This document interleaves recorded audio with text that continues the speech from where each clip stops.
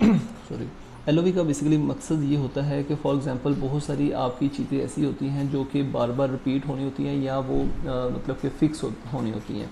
मैं एग्जांपल बताता हूँ कि आपके जो ब्रांड्स हैं, ठीक है, आइटम्स के ब्रांड हैं। एक तो काम ये हो सकता है कि हम एक टेबल बनाएं, उसमें आइटम के एक एक एक एक तरीका का ये हो सकता है कि टेबल है हमारे पास, यहाँ पर हम डिफाइन करते हैं हम ब्रांड और नीचे वैल्यूज़ में वो सारे ब्रांड जो है वो कॉलम होता है आइटम साइज, रिकॉर्ड क्रिएट करूँगा आइटम साइज और नीचे वैल्यूज़ में सारे आइटम साइजेस दे दूंगा, ठीक है। इसी तरह से आइटम डायमेंशंस, तो ऊपर बताऊंगा आइटम डायमेंशन एक टेबल कॉलम में, नई रो में, और उसके नीचे सारे डायमेंशन बता दूंगा। इसी तरह से कल को मैं बताता हूँ आइटम स्टेट, उसका भी मैं एक लिस्ट ऑफ वैल्यू। मकसद ये कि जो कि हमें 12 बार चाहिए और डिफरेंट चाहिए, उनके हम टेबल बनाने की बजाय उसकी यूनिक टेबल्स डाटा सेट बना देते हैं। इस डाटा सेट के अंदर ही हम उसके जो है वो जो भी रिक्वायर्ड इनपुट होती है वो हम फीड कर देते हैं। तो चूँकि उसमें ज़्यादा आपको फील्ड नहीं चाहिए होती, जस्ट आपको उसकी डिस्क्रिप्शन चाहिए होती है, तो हम इस एलओवी के थ्रू हम उसका जो है मकसद वो पूरा कर लेते हैं। और जब भी हमें रिक्वायर्ड होता है तो हम सिंपली इधर से एलओवी से उसको बता देते हैं भाई मुझे आइटम साइजेस चाहिए, तो वो आइटम साइज हमें एलओवी वैल्यूज में से प्रोवाइड कर देता है। तो ये होता है तो स्टेप होता है तो हम जब भी कोई भी चीज़ है, कोई भी फॉर्म है, लाइक कस्टमर का फॉर्म है, वेंडर का फॉर्म है, वेंडर के फॉर्म पे मैं एग्जांपल बताता हूँ, वेंडर स्टेटस का एक कॉलम मुझे चाहिए और वो 4 5 6 स्टेटस आपके फिक्स क्लाइंट आपको बता दे सिंपली। तो आप सिंपली एलओवी पे जाते हैं, उसमें वेंडर स्टेटस की एक लिस्ट ऑफ वैल्यू बनाते हैं, उसमें नीचे जो 4 5 वैल्यूज़ होती हैं वो आप प्रोवाइड कर देते हैं। उसके बाद जहाँ पर भी आपको चाहिए वो आप सिंपली इन 2 टेबल्स की क्यूरी से वो आप डेटा सेट जो है अब आपने हर चीज़ के लिए नया डाटा नहीं डेवलप करना, आपने सिंपली जो लिस्ट ऑफ वैल्यू को रिक्वायरमेंट वो फुलफिल कर लेनी है, ठीक है।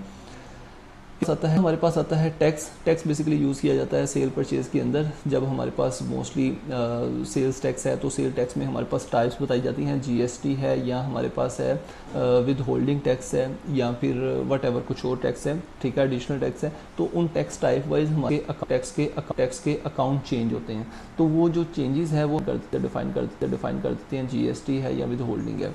उसके बाद आइटम्स होती हैं, टैक्स आइटम हमारे पास होता है जीएसटी जो है वो हमारे पास 18% भी है, 16% भी है, 22% भी है, वो सारी हमारी टैक्स आइटम्स में आती हैं चीज़ें। तो जो विद होल्डिंग हम बताते हैं 0.5% है, 0.4% है, on the basis of business. Her business में डिफरेंट टैक्स अप्लाई होते हैं। अब उसके बाद हमारे पास आता है टैक्स ग्रुप इस पर्पज़ के लिए यूज़ किया जाता है कि हमारे पास लाइक आप ये कह लें कि एक ही इनवाइस के ऊपर, एक ही आइटम के ऊपर at a time 2 tax apply हो रहे होते हैं, एक फर्दर टैक्स है और एक जीएसटी है। तो हम क्या करते हैं, एक टैक्स ग्रुप बनाते हैं, उसमें हम 2 टैक्स फ्लैट कर लेते हैं, फर्दर टैक्स भी और 18% जीएसटी भी। तो जब हम इनवाइस के ऊपर टैक्स आइटम सेलेक्ट करेंगे, फिर टैक्स सिंगल आइटम सेलेक्ट करने के बजाय ग्रुप सेलेक्ट कर लेंगे, तो उससे ये हो जाएगा कि आप मल्टीपल टैक्स जो है at a same line select कर सकते हैं और सिंगल टैक्स भी आप सेलेक्ट कर सकते हैं। तो बहरहाल इसका मकसद ये है कि मल्टीपल टैक्सेस जो है वो आप अप्लाई कर सकते हैं सिस्टम के लिए, ठीक है, और ये आपस में सारे इंटरलिंक होंगे।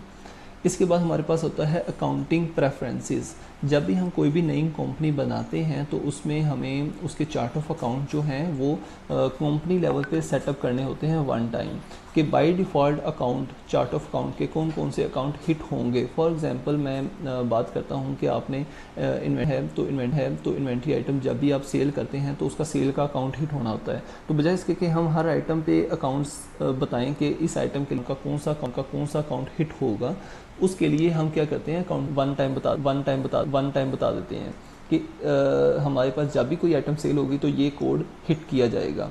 उससे फ़ायदा ये हो जाता है कि आप सिस्टम ऑटोमेटिकली इस आइटम के लिए या ओवरऑल आइटम के लिए अकाउंट जो है वो पिक इस टेबल से कर लेगा, ठीक है। अगर कोई भी कंपनी है वो अपना चार्ट ऑफ अकाउंट चेंज करती है तो हमें अकाउंटिंग प्रेफरेंसेस सेट करनी पड़ेगी according to their chart of account. तो इसका फॉर्म जो है वो भी सिस्टम में मौजूद है, तो आप फ्रंट एंड से इसको सेटअप कर सकते हैं। अकाउंटिंग प्रेफरेंसेस, तो ये हमारे पास सारे अकाउंट्स होते हैं, यहाँ पर हम अपने